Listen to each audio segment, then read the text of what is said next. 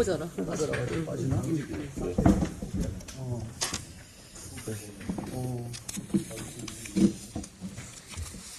예.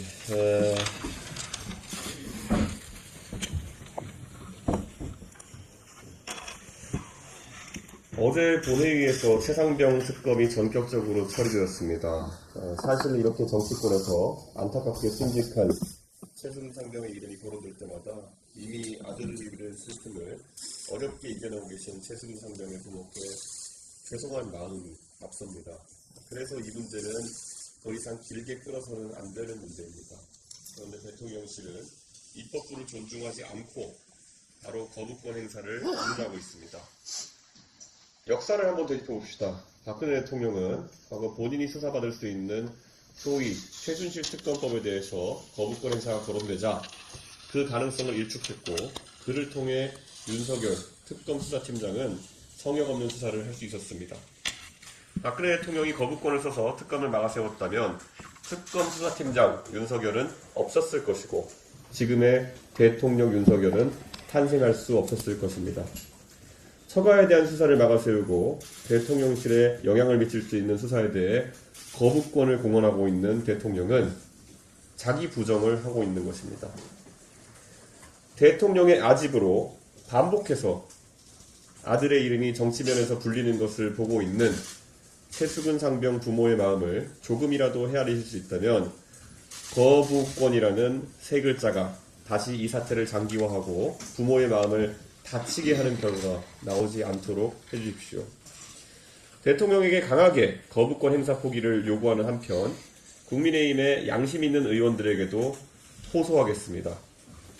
어제 김웅 의원의 용기 있는 행동을 보면서 김웅 의원이 잘난 척한다고 생각하십니까?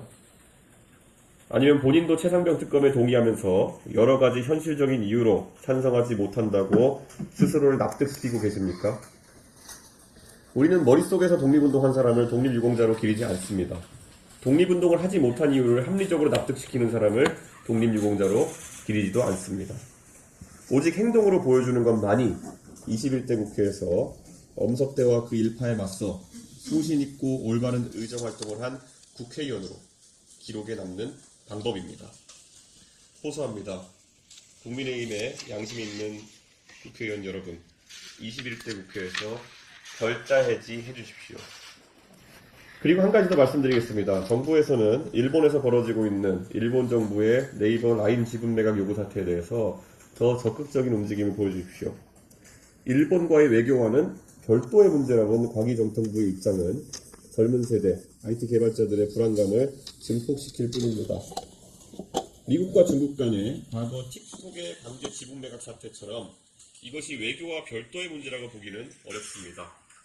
물컵 반잔을 먼저 채웠는데 상대가 물컵을 엎어버리는 일이 발생하지 않도록 우리 기업을 지키는 방향으로 최대한의 외교적 노력을 정부 차원에서 천명해 주십시오. 다음은 양현대 의원님.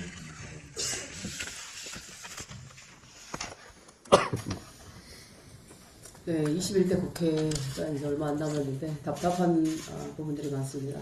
그래서 오늘도 산업에 관한 이슈를 좀 말씀드리겠습니다.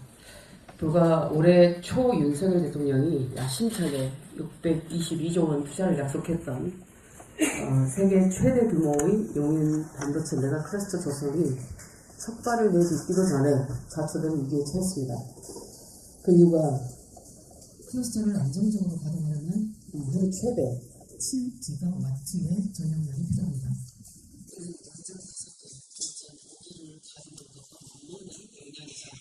국내 모든 발전소의 총 발전 용량의 5%에 달합니다.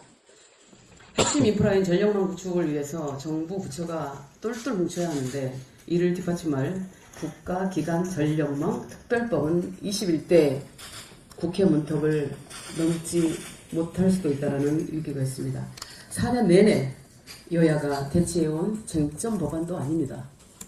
국민의힘과 더불어민주당 의원들이 모두 비슷한 내용의 법안을 발의했고 문제가 됐던 송전사업 민간 개방 내용도 없애면서 정부와 조율도 다 마쳤습니다.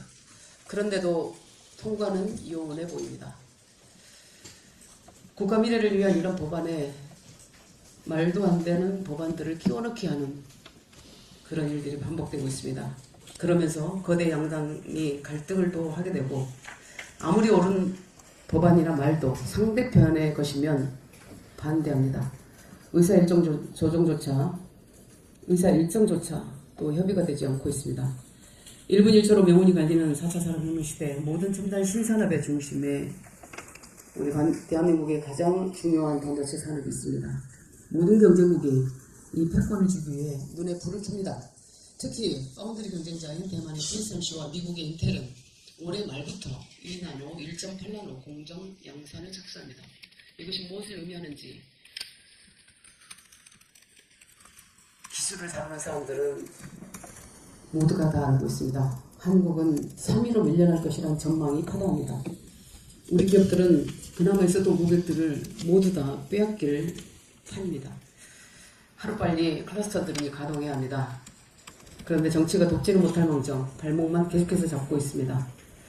3류도 아닌 4류 정치가 우리 기업과 국민의 앞날을 망쳐서는 안 됩니다. 21대 국회 임기가 이제 한 달도 채 남지 않았습니다. 정쟁의 잔해를 22대로 떠넘겨서는 안 됩니다. 양당은 속히 상임위와 본회의 개최 일정을 확정하십시오.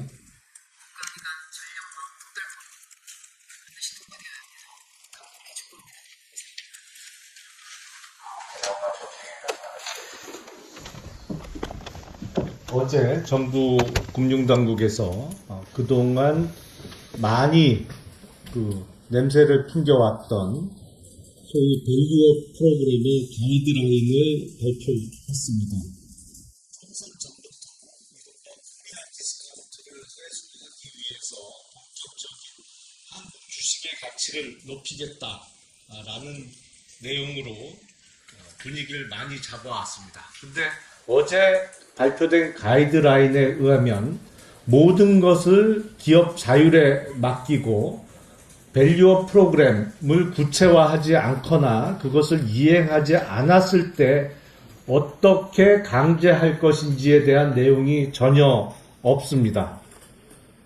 그렇다 보니 아예 거의 모든 언론에서 어제 그동안 그렇게 뜸을 들이고 기대를 모아왔던 밸류업 프로그램의 구체적인 가이드라인 내용에 대해서 아예 언론에서 다루지를 않았습니다.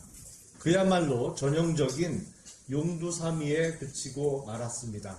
이런 정부의 형태를 보면 올해 초부터 1,400만 동학개미의 환심을 사기 위한 총선적인 전략에 불과했던 것이 아닌가라는 의구심을 지울 수가 없습니다.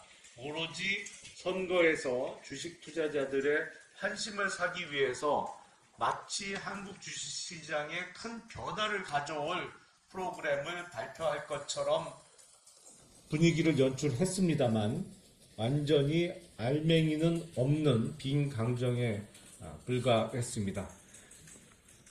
이렇게 해갖고는 그동안 상장기업의 지배주주들의 이익만을 위하고 소액 투자자들의 이익을 외면했던 꼼수와 편법이 판치는 한국 주식시장의 행태가 반복될 것으로 예상이 됩니다.